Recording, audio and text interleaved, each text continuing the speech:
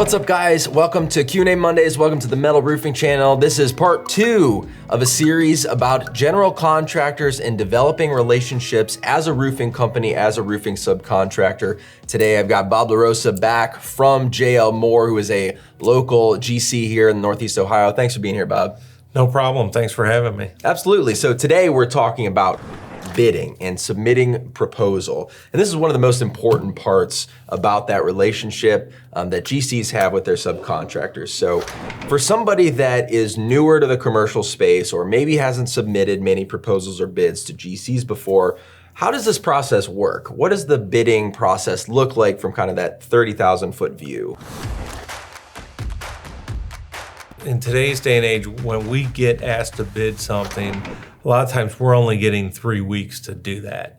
So usually it's going to take us a day or two to break the drawings down and understand what, do we need metal roofing for this job or whatever trades are needed. And then secondly, we're going to get that out through our bid system. So we're going to be looking for responses. There'll be a spelled out deadline for the subcontractors so that those things are back on time and we have enough time to read through the proposals and get our number ready. So, during that time frame would be the opportunity to ask any questions or clarifications that you may have. And this is a great way for the roofing contractor.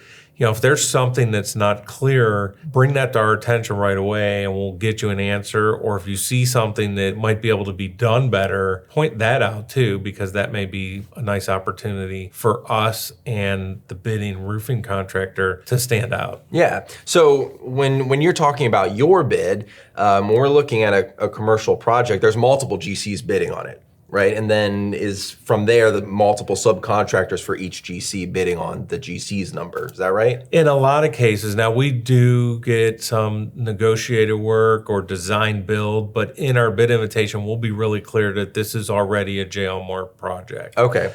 I can't speak for every general contractor, but we usually don't bid too many jobs that have more than 3 general contractors bidding it.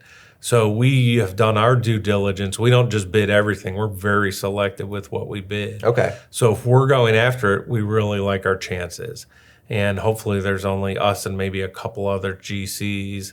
We may even already be on a qualified bidders list. So we like our chances if we're putting that out to bid. Sure. So as a subcontractor, that could be important for me to know because my number is going into your number. If you are competing with other GCs on a project. So let's talk a little bit more about the general or the subcontractor's bid. If I'm a roofing company, I see this project that you put out. What are you looking for in my bid?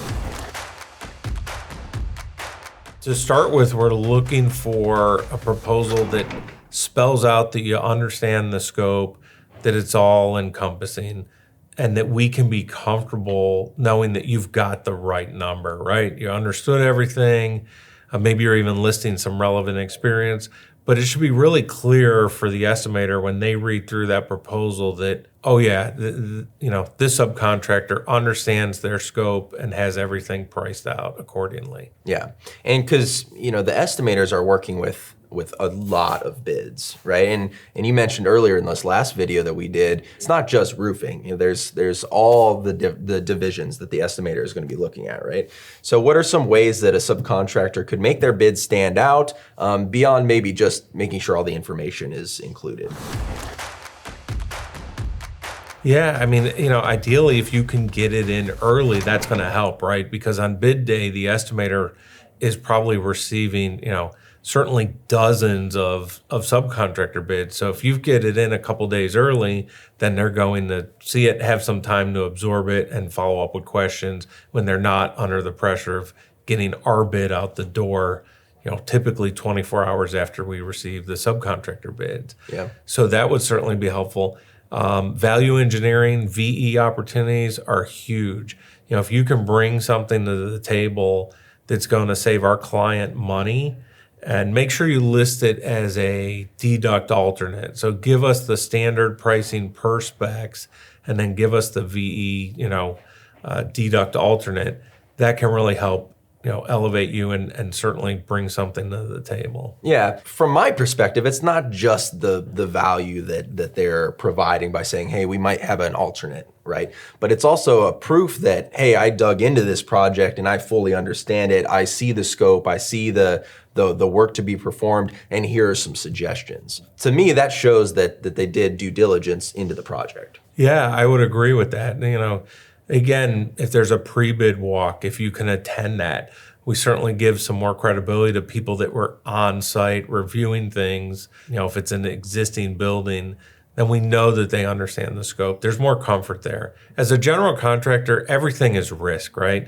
We commit to the client, we're going to build this building for X amount. If we have a bad roofing number, that's on us. We can't go back to the subcontractor and get them to do it for less. Sure. We're committed to a number. So we have to make sure we're comfortable with every aspect of the job. Yeah, that makes total sense. So in the actual bidding and proposal phase, how long does that typically take? What can I expect? If I submit a bid, how long is it going to be for me to hear back? What's that process like?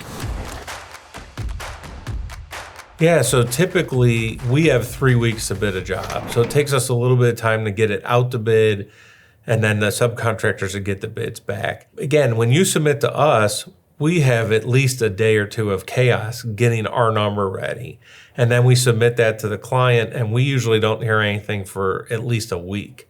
So we don't even know if we've won the job. So following up immediately is not really helpful. Give us a week after you submit, and email is going to be best to say, hey, how did my number look on this particular job? If you haven't heard from us at all, that would be the best way to communicate back to us. And then we want our subcontractors to get feedback. Even if we didn't win the job, we can still tell you how your number looked compared to other people. Yeah. So just, push for that, via email so that we can get you answers back. Sure.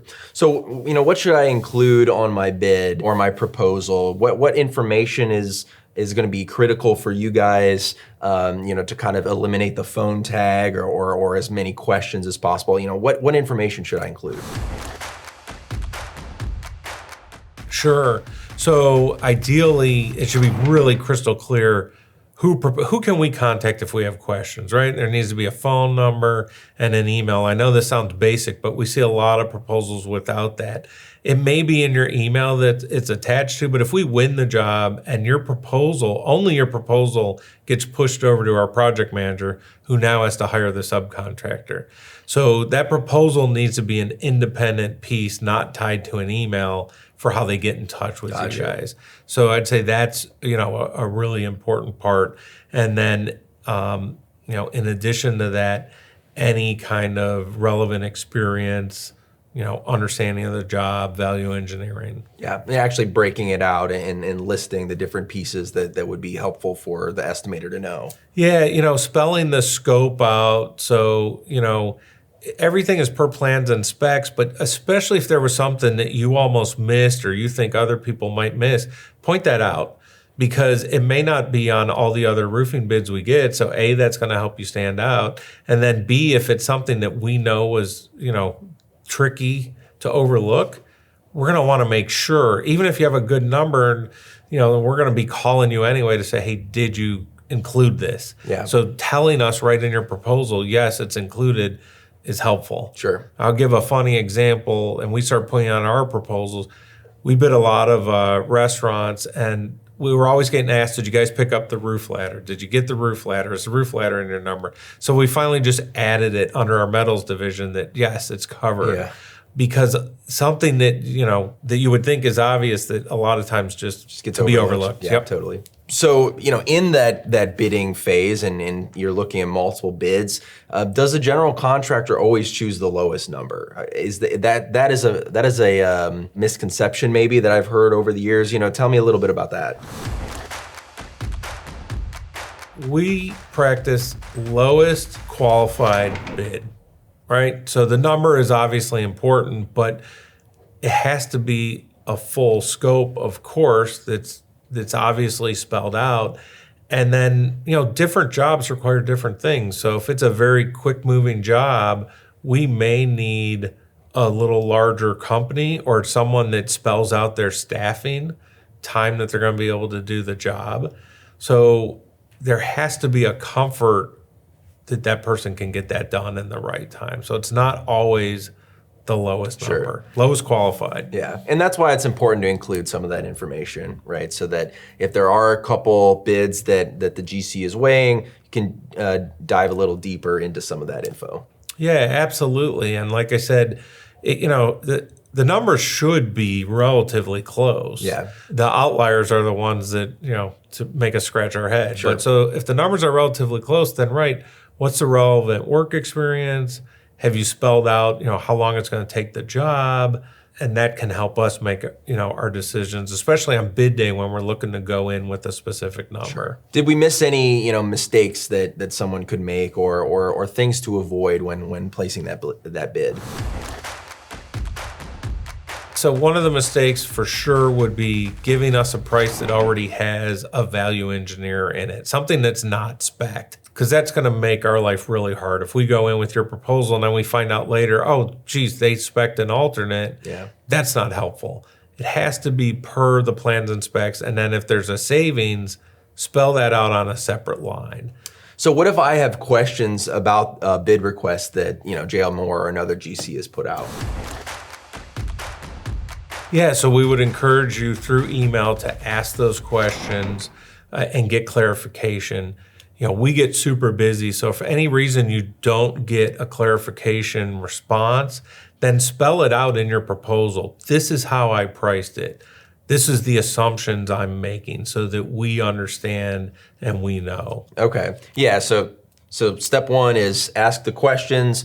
Step two is submit the proposal with those caveats. Yes, exactly. Cool. And then lastly, as we're kind of wrapping up this video and wrapping up the series about building relationships with GCs, what's some words of encouragement for you if I'm a contractor, I submit a bid and I just don't hear anything or I don't win this job, does that mean I should stop trying?